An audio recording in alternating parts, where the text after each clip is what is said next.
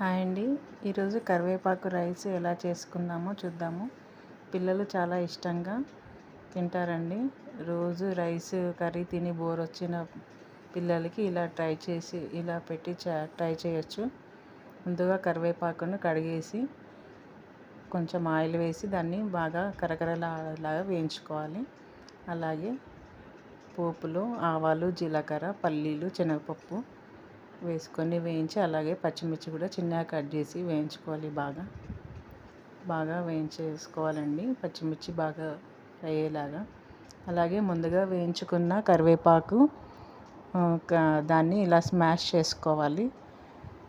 బాగా స్మాష్ చేసుకున్న ఈ కరివేపాకుని రైస్లో మనం ముందుగా వండి పెట్టుకున్న రైస్లో కలిపేసుకోవాలి.